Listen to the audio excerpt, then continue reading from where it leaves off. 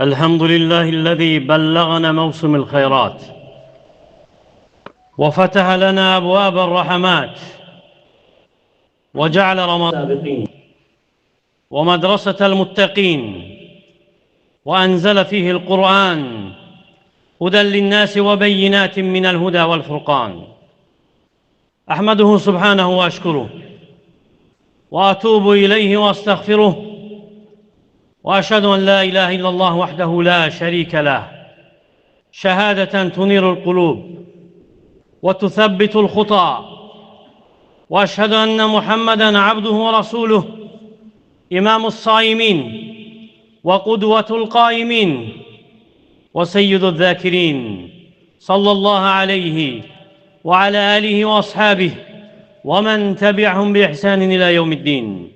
أما بعد، فاتقوا الله عباد الله، فإن التقوى زاد المسافر ونجاة المصير، وهي وصية الله للأولين والآخرين.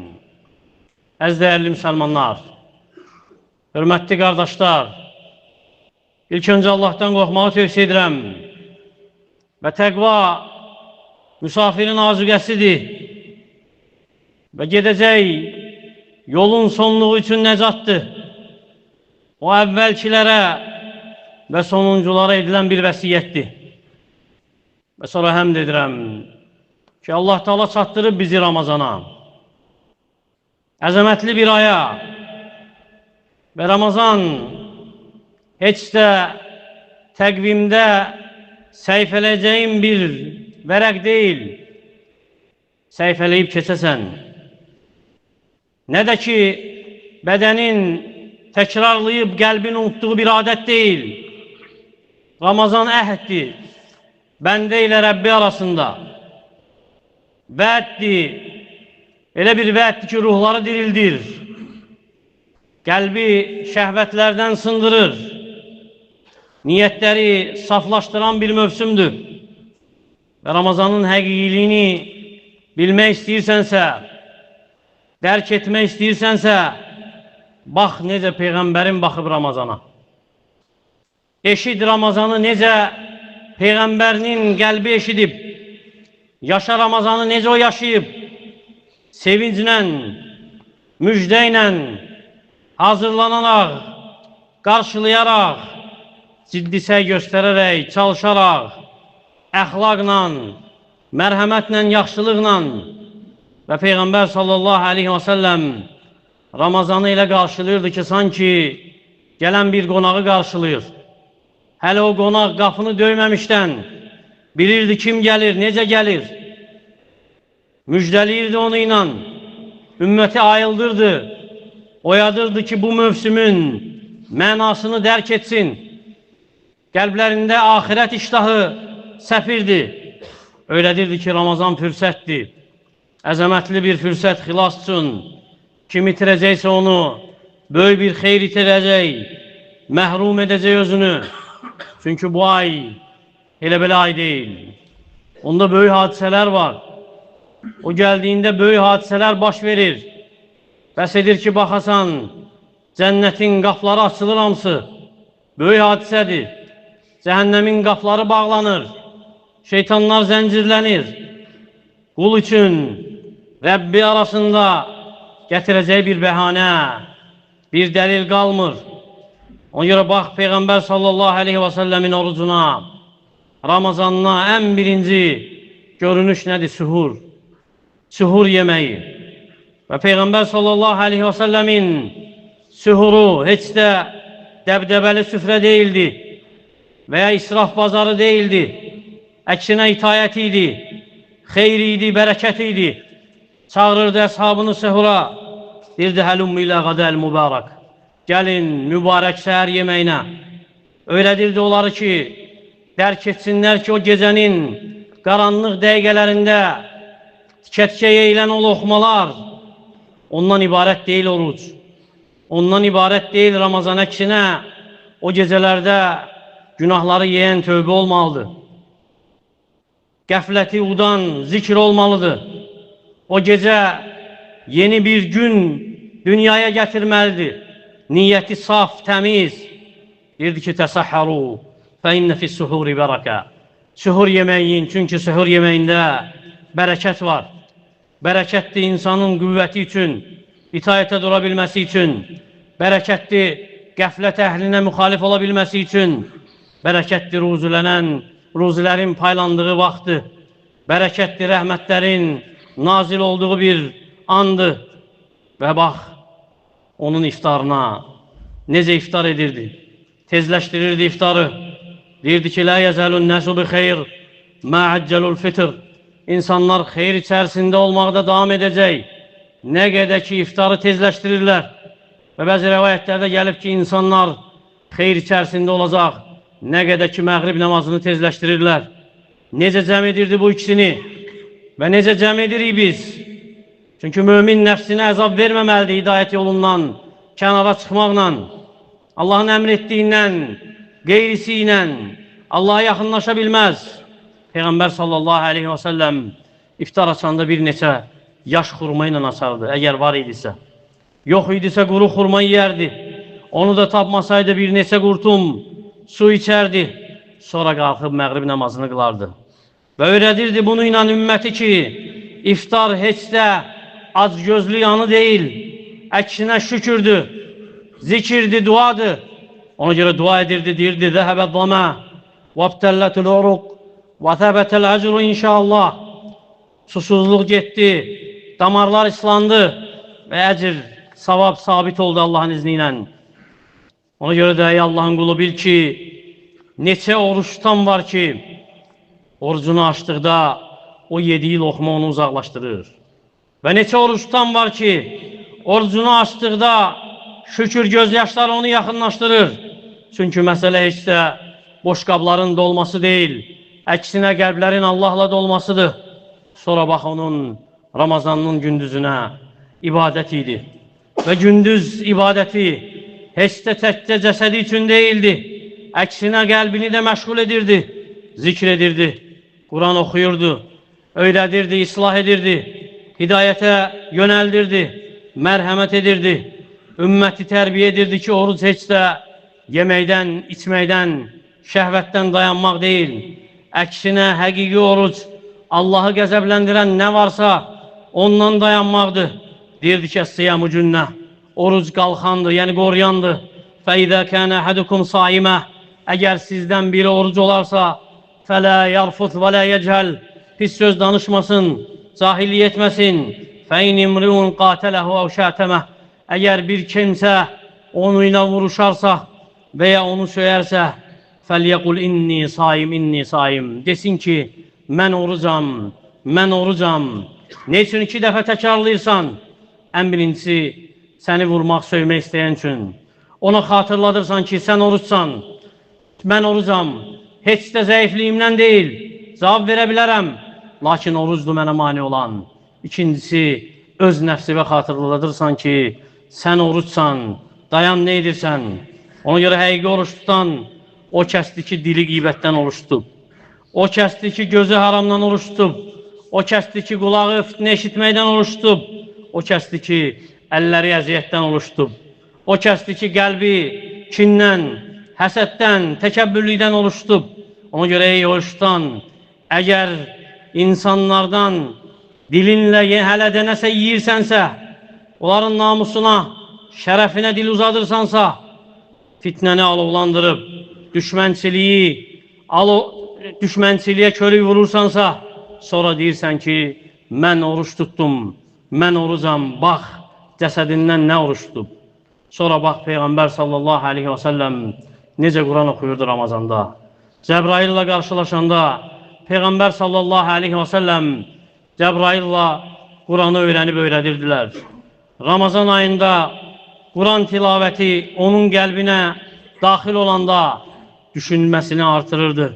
Allahla olan əhdini təzəliyirdi və öyrədir bizə ki, oruc heç də təkcə cəsədin susuz qalması deyil.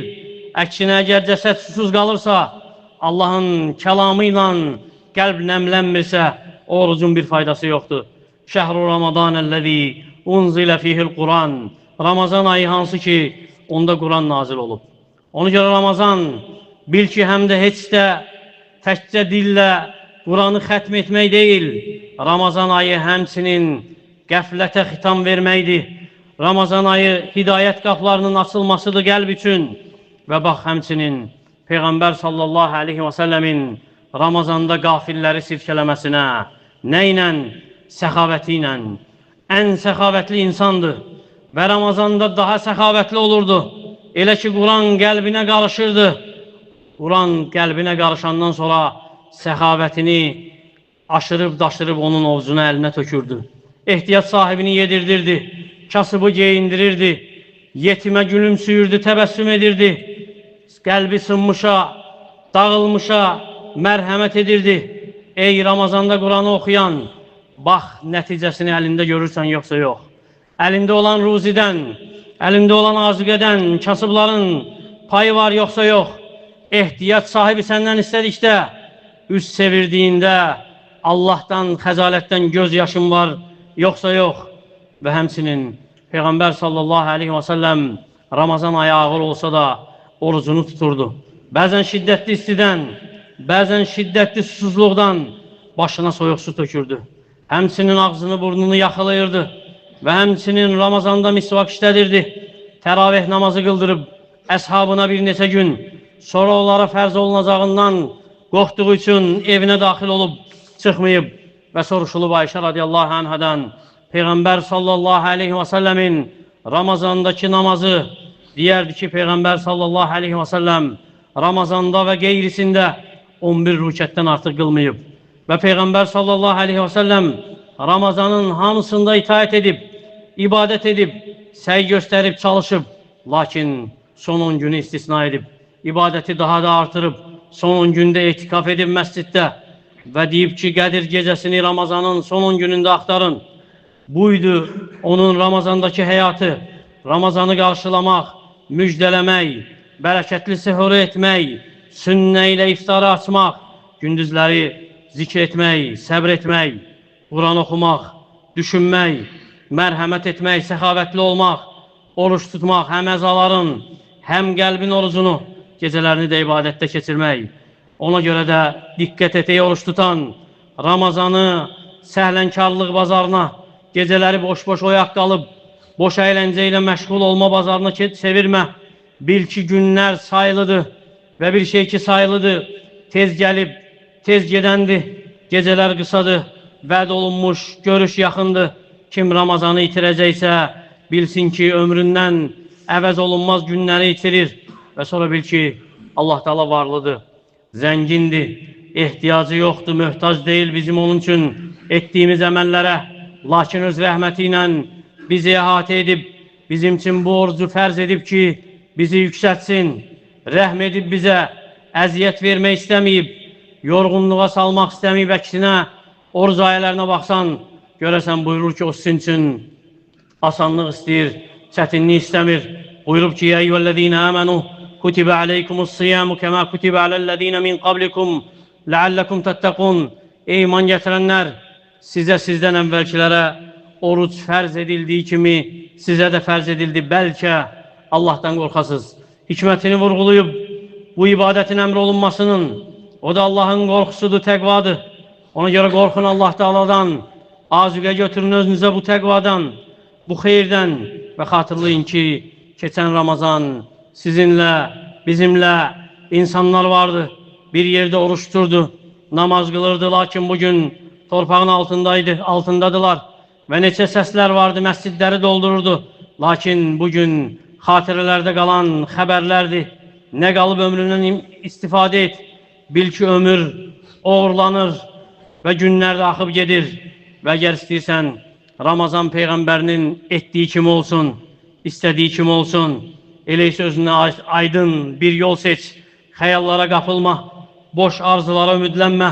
Niyyətini hər gün təmizlə, niyyətini hər gün təzələ, orucu Allah üçün et, adət üçün yox.